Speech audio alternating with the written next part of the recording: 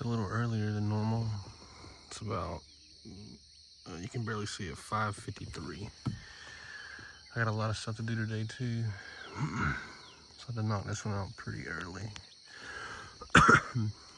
Try to get a few different angles. There's a couple cool ones I want to get on the other side, but yeah. You can't really see it good.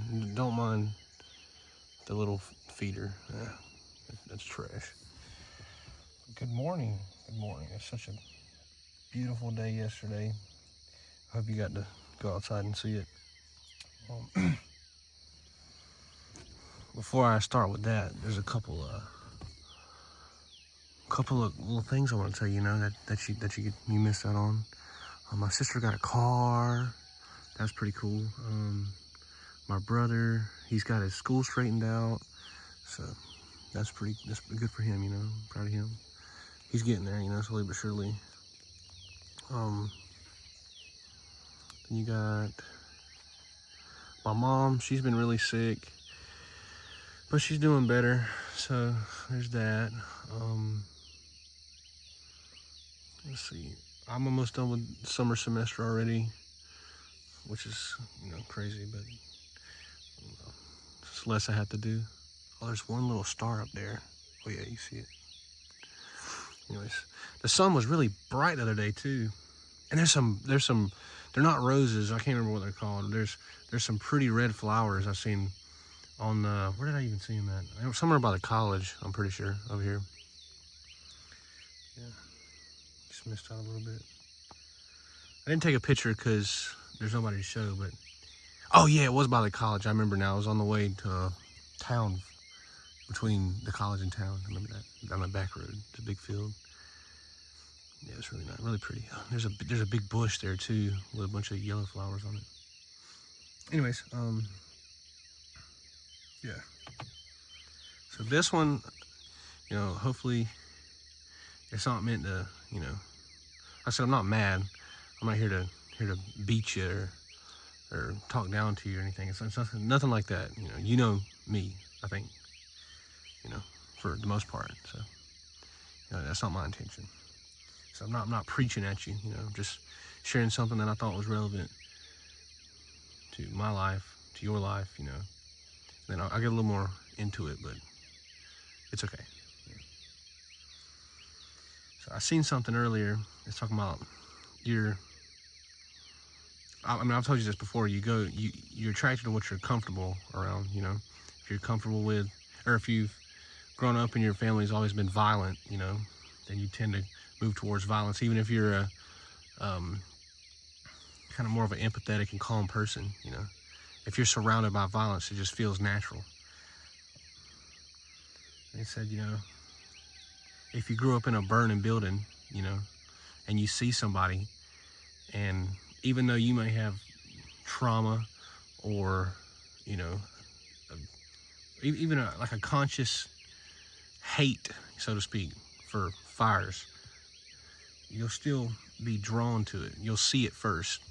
I think I seen it related to when you first meet somebody and you think, wow, they're so great, and they stand out, and they like, boom, they're all right there.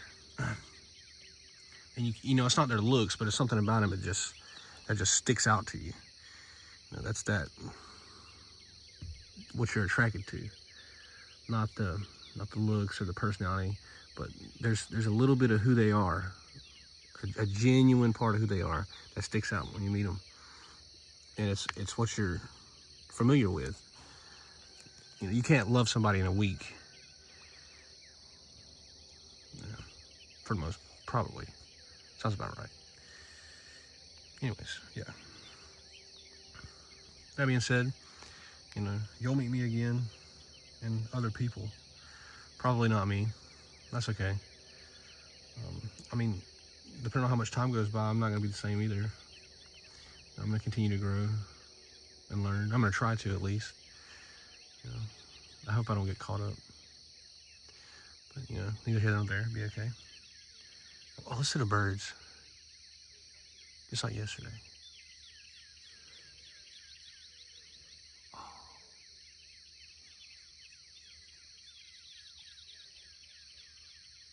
That's nice. I like that. Anyways,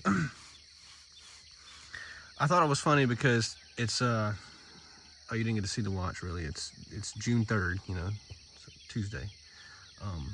I didn't know it was Pride Month. I always forget every year, and you know we always like to make jokes about it.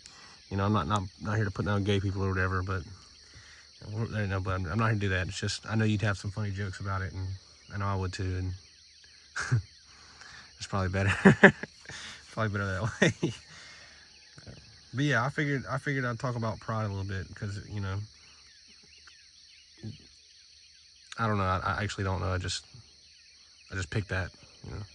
Like sometimes I feel like there's a couple of these I want to do that are motivated by the songs that I add. Some of them are more motivated by the verses that I find, and some of them like this is just something I thought about. I thought was somewhat relevant. Yeah. So we're gonna talk about pride, obviously, because it's Pride Month. But let's see, you know, the sin of pride, right? That was Lucifer's sin. It's terrible, you know, cast down, arrogant, all that. It's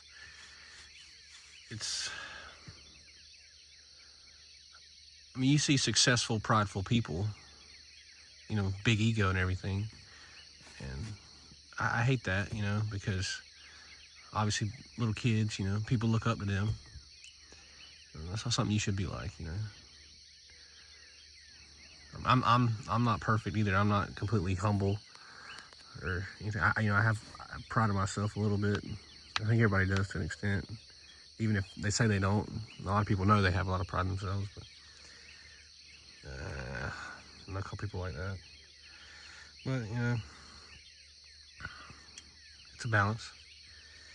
Anyways, you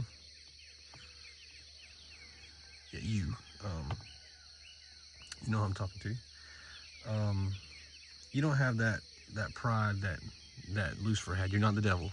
That's not what I'm trying to say here. I know that's pretty funny. Yeah. Oh, you're trying to say I'm the devil? No, I'm not. You don't have that sense of self-importance or like any generalized idea of pride.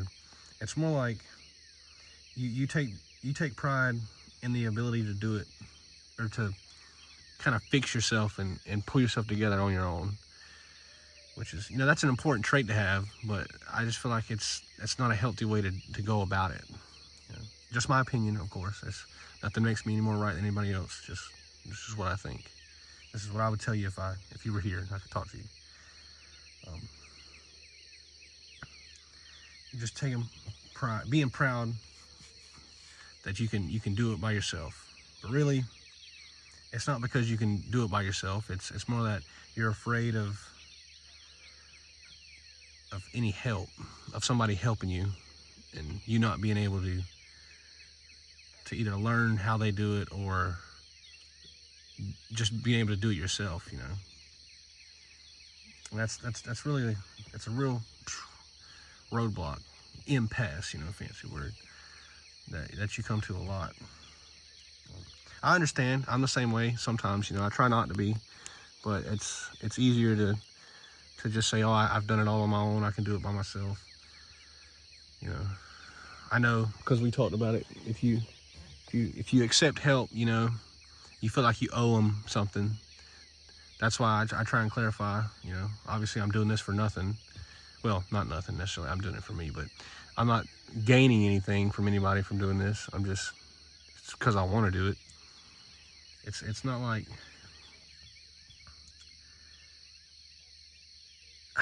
I understand you. That's what I'm trying to say.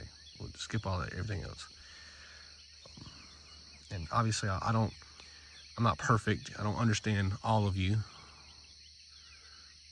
And I think that's probably a good thing. You know, that's where the learning and the not divination, but yeah, anyways, yeah. I think you get what I'm saying. Sorry, I'm a little tired.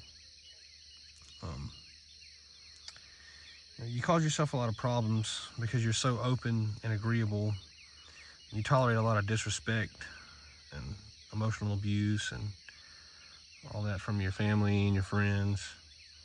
You don't ever want to speak up because it's easier to swallow, you know, those anxious words lumped up in your throat than, throwing them up, so to speak, and offending somebody or disgusting somebody, figuratively speaking.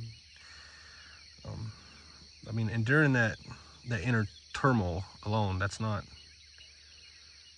something to be proud of. It's, you're not driven by pride to do it by yourself. It's fear, but still hearing that validation of it'll all be worth it and you're so strong, that keeps you in that mindset to an extent. Like I said, with the fear, that's probably the number one motivator there. But yeah, and of course, it will all be worth it, in the end. And if it's not okay in the end, then it's not the end. So it'll be worth it. It'll be okay.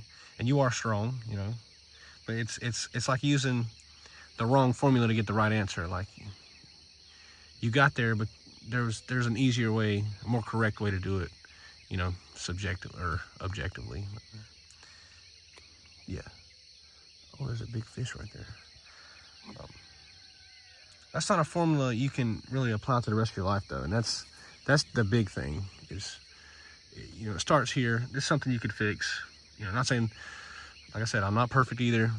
Not necessarily talking just to you on this part, myself included, anybody else. That's not something that you should just overlook and not fix and be okay with. It's getting pretty over here. There's power lines hanging down. Maybe the pole will fall over and it'll electrocute the whole pond like that one scene in the Simpsons movie. Anyways, yeah, so,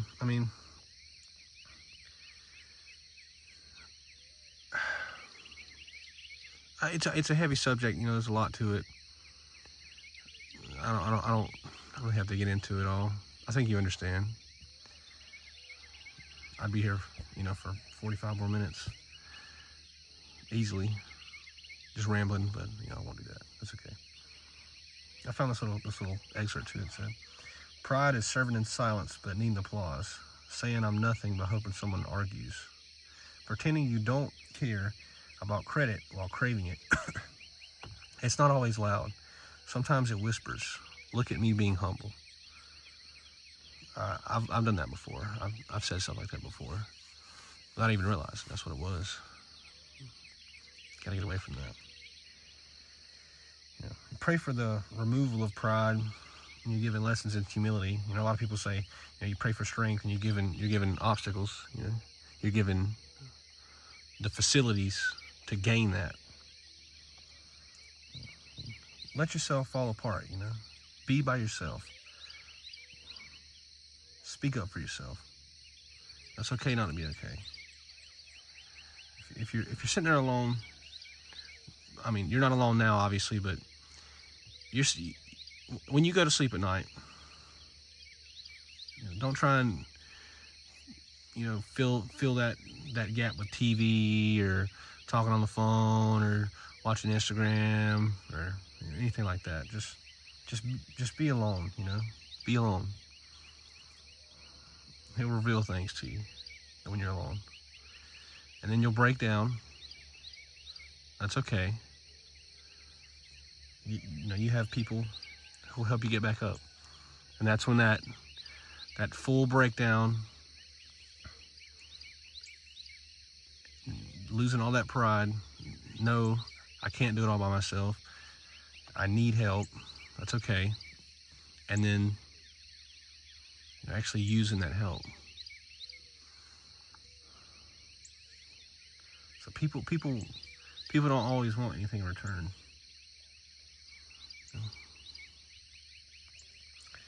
It goes with the verse here. So Proverbs 16:18-20. So pride goes before destruction, a haughty spirit before a fall. Better to be lowly in spirit along with the oppressed than to share plunder with the proud. Whoever gives heed to instruction prospers, and blessed is the one who trusts in the Lord. I like that. I need to apply that more to myself as well. Yeah. There's also Psalm 23, the whole psalm. I put that here, but I don't know exactly why. I don't remember That was a while back, but I put it here for a reason. It's obviously good. Check that out too. And I always say this is going to be real quick, but then it's always right at like 15 minutes. Yeah, it's okay. Well, the sunrise is going to be beautiful. You can already see it a little bit, but knock this one out pretty early. I'll be back tomorrow, obviously.